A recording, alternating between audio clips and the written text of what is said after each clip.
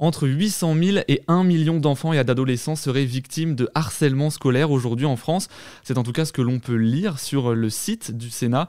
Bonjour à tous, dans le MAG aujourd'hui, j'ai le plaisir d'accueillir Julie Crouzillac, présidente de l'association ADN Kids qui lutte contre le harcèlement scolaire. Julie, bonjour. Bonjour Martin.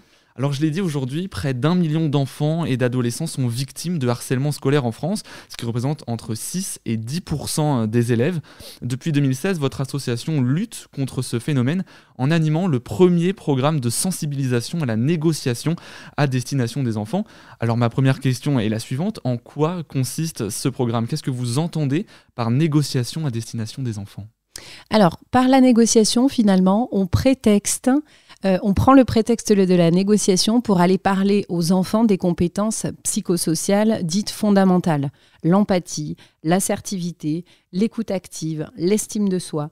En faisant ça, et vous l'avez très bien dit, on sensibilise les enfants en leur donnant des clés très concrètes pour arriver à faire face dans des situations dégradées, de conflits, de désaccords et qui préviennent les situations de harcèlement.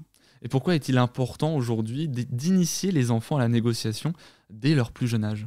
Alors, dès leur plus jeune âge, c'est parce que ces compétences psychosociales dites fondamentales sont présentes chez tous les enfants. Je pense que tous les parents se souviennent des enfants petits qui ont des débordements émotionnels. Les émotions sont là. Si on ne vous explique pas ce qui se passe en vous dans ce mécanisme qui s'enclenche avec des déclencheurs très identifiés, vous êtes très démunis et bien souvent la réponse que vous allez trouver, ça va être de la violence, verbale ou physique. Être capable de vous accompagner pour vous dire ce qui te met en colère dans la situation, c'est ça. La colère est une émotion primaire, donc légitime et naturelle. Et pour sortir de la colère, toi, physiologiquement, dans ce que tu ressens, voilà comment tu peux faire. C'est quelque chose qui vous permet de grandir en vous essayant tous les jours à mieux gérer vos émotions et donc à ne pas vous exposer au débordement émotionnel. Et ADN Kids, c'est plus de 200 bénévoles répartis dans 8 pays. Des bénévoles qui peuvent intervenir gratuitement dans les écoles françaises, suisses, belges ou encore brésiliennes en proposant des ateliers ludiques aux élèves. Concrètement, en quoi consistent ces ateliers ? Comment vous les sensibilisez à la négociation ? Alors déjà, ce que vous avez dit, c'est très important, c'est que toutes nos interventions dans toutes les écoles sont gratuites. Ça l'est depuis le début et ça le restera toujours. Ensuite, on s'est vraiment adossé à une méthode de négociation qui est professionnelle, qui est déployée dans les entreprises, auprès des Nations Unies, auprès d'organisations gouvernementales. Et on a travaillé avec une équipe de pédagogues, de psychologues, de professeurs des écoles pour modéliser une approche autour de 5 ateliers qui reprend donc les 5 compétences psychosociales dont je vous parlais. Et concrètement, on est capable d'aller voir des élèves du primaire, du collège ou du lycée et de leur parler de la gestion des émotions, de la gestion du conflit. Comment je fais si je ne suis pas d'accord avec un copain ? Est-ce que je mets un coup de pied ? Est-ce que je pousse ? Est-ce que je pose une question ? Est-ce que je réponds ? Comment je travaille cette assertivité-là, cette répartie-là ?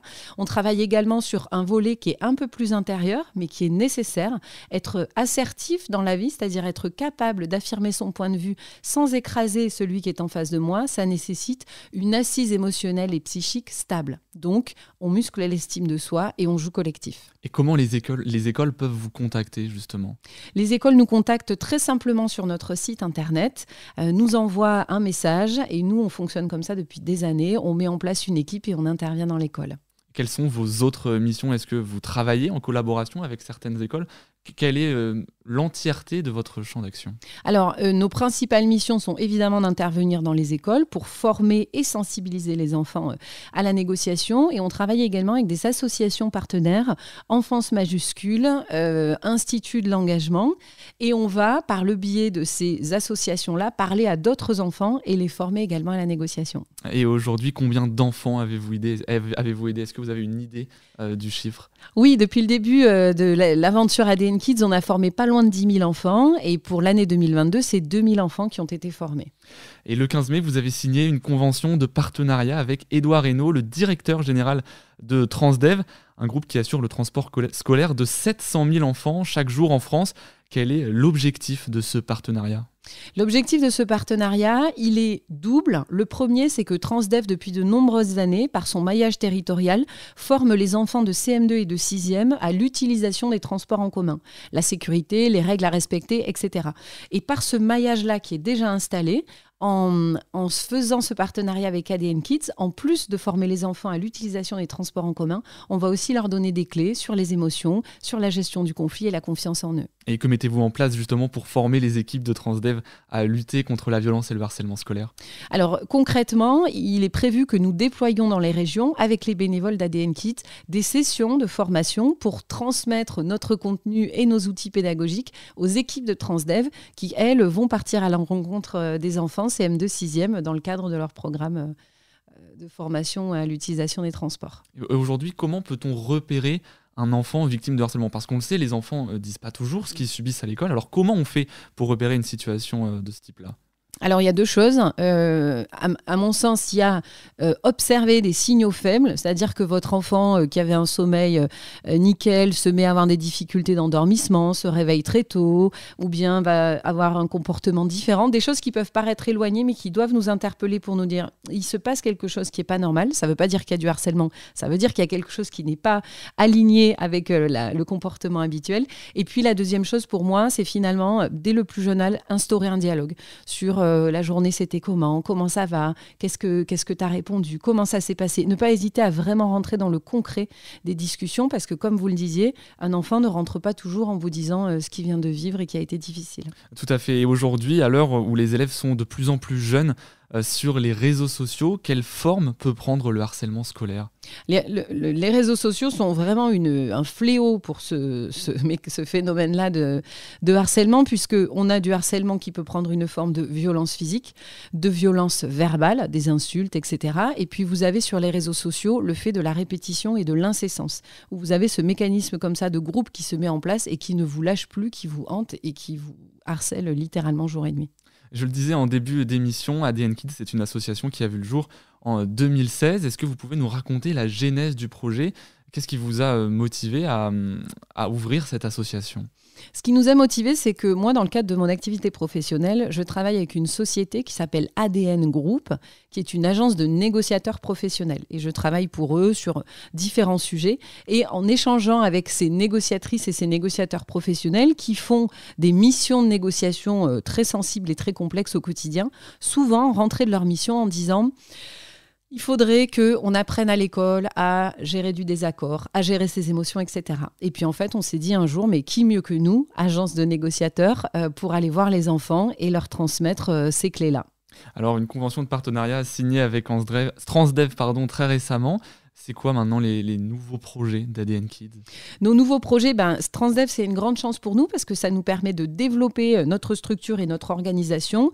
Notre mission principale, ça reste d'aller toujours voir plus d'enfants. Donc, ça va être de poursuivre notre déploiement, de nous muscler avec nos partenaires, d'être présents là où sont les enfants et surtout de diffuser ces clés pratiques au plus grand nombre d'enfants pour les aider à avoir la vie la plus heureuse possible. Et comment on peut suivre votre actualité? Vous parliez d'un site internet tout à l'heure. Comment on peut suivre toute votre actualité pour être au courant de vos prochains projets? Nos prochains projets, comme vous le disiez, sur notre site internet. Et puis, on a un compte Instagram également, ADN Kids, sur lequel vous retrouvez toute l'actualité au quotidien de l'association et des bénévoles. Est-ce que vous avez aussi parfois des retours d'enfants que vous avez aidés? Est-ce qu'ils vous recontactent pour vous remercier, pour témoigner? C'est quoi les retours que vous avez? Les retours qu'on a, et moi ça me fait toujours très chaud au cœur quand au bureau je reçois un petit courrier avec des dessins, quand j'ai des parents aussi qui m'écrivent, puisqu'à l'issue de nos ateliers, les enfants reçoivent un diplôme de négociatrice ou de négociateur. Et souvent les parents nous disent « mais je ne me rendais pas compte que les émotions c'était comme ça, je ne me rendais pas compte que le regard qu'il ou elle portait sur lui-même c'était celui-ci ».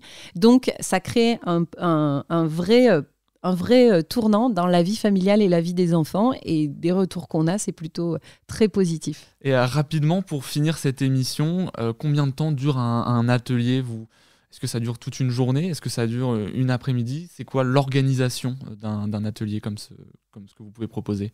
Ce qu'on propose de manière le plus régulière, c'est qu'on arrive en général pour une demi-journée, donc soit de 8h20, 8h30 jusqu'à l'heure du déjeuner, avec la récré au milieu, et idem pour l'après-midi, donc vous comptez 13h30, 16h, il y a 3 heures d'atelier, 5 ateliers répartis sur les 3 heures.